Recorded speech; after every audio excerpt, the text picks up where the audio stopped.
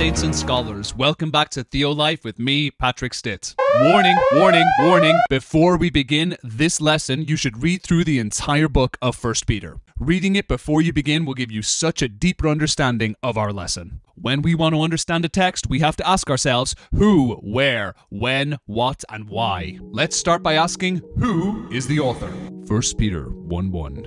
Peter, an apostle of Jesus Christ. From reading the book of 1 Peter, there's a couple of characteristics we can ascertain about the author. Characteristic number 1, the author is very well versed in the Old Testament. For such a short book, it is chock-a-block with Old Testament quotes throughout. Primary quotations come from the book of Isaiah, which is quoted 6 times throughout this text. Point number 2, the author emphasizes that they are an eyewitness to the ministry of Jesus Christ. 1 Peter 5:1. To the elders among you, I appeal as a fellow elder and a witness of Christ's sufferings, who will share in the glory to be revealed. Point number 3, the author is encouraging Christians in the midst of persecution. Point number 4, the author of 1 Peter is extremely well trained in classical Greek writing. The Greek of 1 Peter is incredibly eloquent and was written by a highly intelligent, well-educated individual. Point number 5, it is the historical testimony of the church that this book was written by Simon Peter, apostle of Jesus Christ. In Eusebius's famous classification of biblical books, 1 Peter is classified as a homologumena. Eusebius's homologumena.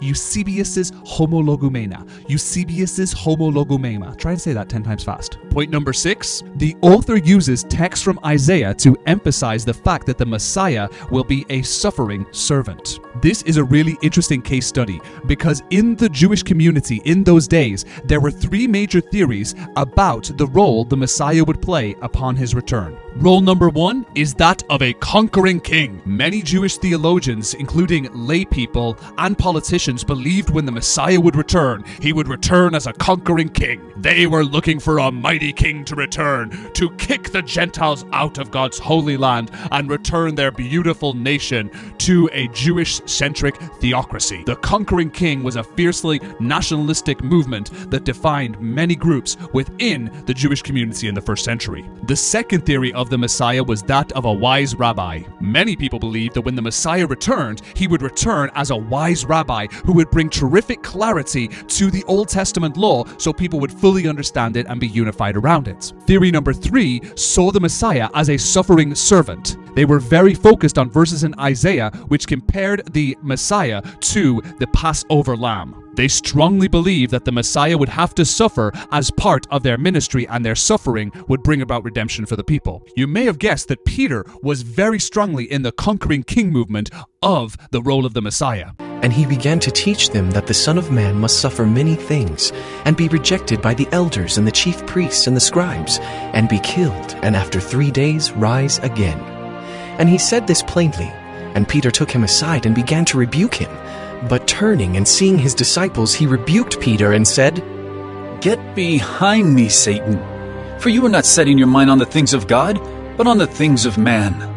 Jesus uses these incredibly strong words, "Get behind me, Satan," when referring to Peter. That's about the worst theological put-down you can pretty much put to anybody. It's interesting that the author focuses more on the suffering servant element of Jesus than on the conquering king element. It's almost like Peter's having a bit of a redemption moment where he's clarifying the mistakes of his early theology and focusing on the rightness of this form of theology. Characteristic number 7. While James barely mentions Jesus in his letter, Peter is always going on about God. God is referenced nearly 40 times in the book, and he always loves to bring it right back to Jesus. Now, many scholars today will dispute the idea that Peter, the apostle, wrote the letter of 1 Peter. They believe that the book of Peter is pseudepigraphal, which means someone was pretending to be Peter in order to have credibility and espouse their own theology through this letter. They say a fake person pretending to be Peter was the one who wrote this letter in order to get their ideas into the early church. Let's look at the evidence for and against Petrine authorship to see if we can bring clarity to this problem. 1 Peter could not have been written by the Apostle Peter. The writing is in highly classical Greek by a very educated person, whereas Acts 4 tells us that Peter was an uneducated, ordinary man. No one who was an illiterate fisherman could write something so ornate. It is certainly true a highly educated person composed 1 Peter, but we do read in 1 Peter chapter 5 that Peter wrote the letter with the help of Silas. It's quite likely Silas was a very educated rhetorician. So Peter told Silas the vibe of what he wanted him to write, and Silas wrote it in a very classical Greek manner. This would be completely legitimate and very normal behavior in those days. The Apostle Peter could not have written 1 Peter. 1 Peter is written in classical Greek, whereas the Apostle Peter spoke Aramaic. It is absolutely true that Peter spoke primarily Aramaic, but archaeological discoveries in Galilee have found that it was a bilingual region. Some of the signs from that area had information both in Aramaic and in Greek. It's quite possible that Peter was bilingual, as he was from a bilingual area. Peter the Apostle could not have written 1 Peter, as the letter is far too in line with the theology of St. Paul. We know from reading Galatians that Peter and Paul had tension with one another, and it's very unlikely that they would have written something so closely aligned. The tension we read in Galatians was a tension over behavior, not over theology. We see in other parts of Scripture that Peter and Paul have met together, discussed theology, and seem to be in theological alignment. Just because they had a behavioral conflict in Galatians doesn't mean they would come up with different theological persuasions. The Apostle Peter could not have written 1 Peter. 1 Peter speaks in great detail about tremendous persecutions, yet there was no large-scale persecution during the life of Peter. While there was no empire-wide systematic persecution of Christians during the life of Peter, there was most certainly persecution that happened in various regions. We know definitively that Nero had persecuted Christians, and there's lots of evidence of small regional persecution and execution of Christians. The question is, how many people would have to be violently executed in a small Christian community before Peter felt the need to write a letter of encouragement? Looking at the characteristics of the author of the book of 1 Peter, we can say with a great degree of confidence that it does appear to be Peter, the Apostle of Christ. While the objections are very valid, there are some great responses for them from the text itself and the history in the world at that time, making a very solid case that Simon Peter, the Apostle of Jesus, was also the author of 1 Peter. Now let's try to determine when the book of 1 Peter was written. To get rid of the report, Nero fastened the guilt and inflicted the most exquisite torture on a class hated for their abominations, called Christians by the populace.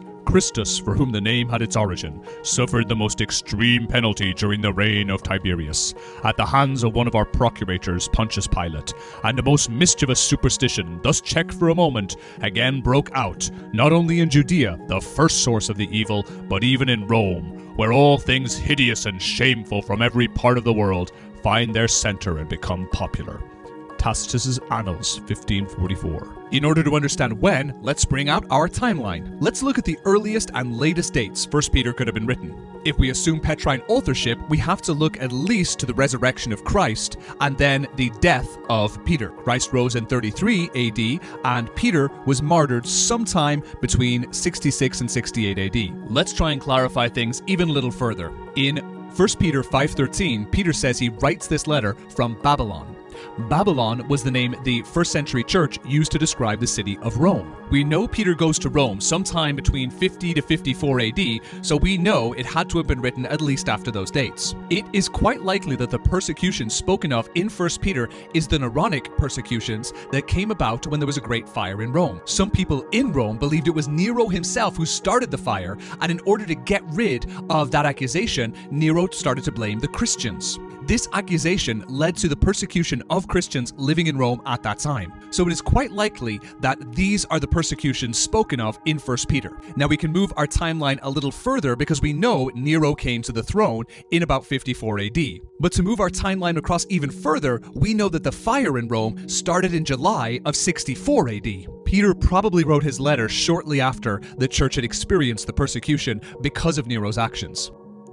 In fact, the early church had such hatred for Nero that the phrase in Revelation 666 is probably a play on Nero's name. So if the persecutions start in 64 AD, this is probably the earliest we could say that Peter was written. This means that 1 Peter had to be written in the tiny little window starting in July 64 after the fire of Rome and 68 AD, which would be the latest date that Peter would have died. Bearing in mind that Peter also probably wrote 2 Peter sometime after 1 Peter, it meant there had to be a gap of a couple of years before the writing of 1 Peter and his death. This gives us a tiny window of really about 3 to 4 years when the book of 1 Peter was written. Next, let's look at where the letter of 1 Peter was written.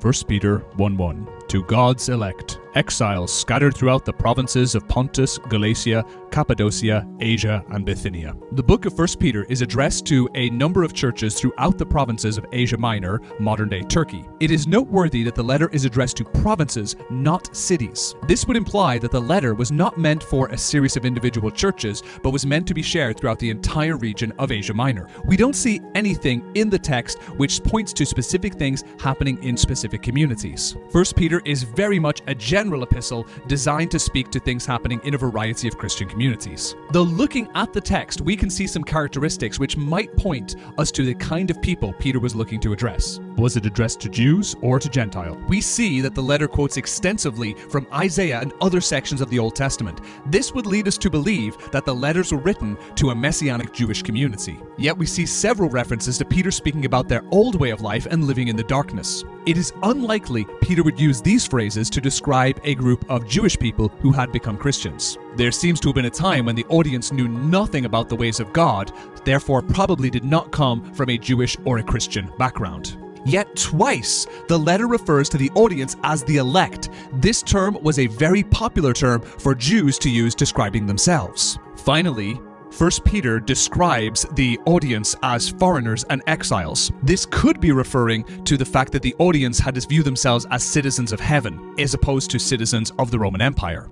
As they were experiencing state-sponsored persecution, they may have felt themselves becoming more distant from the community around them, and Peter was merely emphasizing that their true citizenship was in heaven. It's also possible that the term exiles could be the legal term meaning people who were refugees or homeless. There were many Jewish communities throughout the Roman Empire. Many of them were displaced, without land, and incredibly poor. It's possible Peter is referring to spiritual exiles, legal exiles, or a combination of both. Finally, let's look at what. What is the big idea of 1 Peter? The central theme of 1 Peter is the power of the future promise in persecution. The content of 1 Peter is generally focused on the future promises of God for those suffering in the present. Peter begins his letter with this powerful Trinitarian opening. Who have been chosen according to the foreknowledge of God, the Father, through the sanctifying work of the Spirit, to be obedient to Jesus Christ and sprinkled with his blood. Grace and peace be yours in abundance. It's a beautiful opening because it not only names the three members of the Trinity, but also gives them these individual jobs, which are part of the salvific process. A very strong statement of Trinitarian theology very early on in the New Testament. One of the wonderful things Peter does in the explanation of this letter is flip back and forth between the present and the future tense. This comes across very strikingly in the Greek, but not so much in the English. In verse 3, we see, "In his great mercy, he has given us new birth." This is written in the present tense, that we are presently living in this new birth, and then into a living hope. But this living hope is in the future tense, so this is a hope that is yet to come, through the resurrection of Jesus Christ from the dead. Going on to verse 4, we see, "And into an inheritance that can never perish, spoil, or fade." This is written in the present tense to show that they are already experiencing this inheritance. But it says this inheritance is kept in heaven for you. This is the future tense. So in a sense, Peter's saying the inheritance exists, but you don't get a hold of it right now, but you will one day. Verse 5, "Who through faith are," present tense, "shielded by God's power until the coming," future tense, "of the salvation is ready to be revealed in the last time." Again, we bounce back and forth between present and future tense, where you're living right now and the promise that's still to come. Verse 6, "In all this you greatly rejoice," present tense, "though now for a little while you may have to suffer grief in all kinds of trials." Back into the present tense again. The audience's brains must have bounced back and forth between their present trials and the coming future glory that was promised them in Jesus Christ. Let's finish up our video with a review. The characteristics of the author of 1 Peter are, firstly, that the author is very well versed in the Old Testament, particularly the book of Isaiah. Second, the author emphasizes that they are an eyewitness to the ministry and crucifixion of Jesus Christ. Third, the author encourages the church to focus on Christ and his promises in the midst of persecution. Fourth, the author is very well versed in classical Greek and highly educated. Number 5, the historical testimony of church tradition believes that the author is Simon Peter, the apostle of Jesus. 6, the letter focuses on Jesus as the suffering servant, particularly taking verses from Isaiah. And number 7, the book references God nearly 40 times. While there are some very valid objections, there is solid evidence for us to believe that the book of 1 Peter was written by Simon Peter, apostle of Jesus Christ. There is historical evidence to suggest that the book of 1 Peter was written between 64 AD and 68 AD. The persecutions spoken of in 1 Peter are likely to be the Neronic persecutions that began after the fire in Rome in July of 64 AD. As we know, the latest Peter could have died would be around 68 AD, we can firmly place the writing of 1 Peter between 64 AD and 68 AD. The audience of 1 Peter is the various churches throughout the provinces of Asia Minor.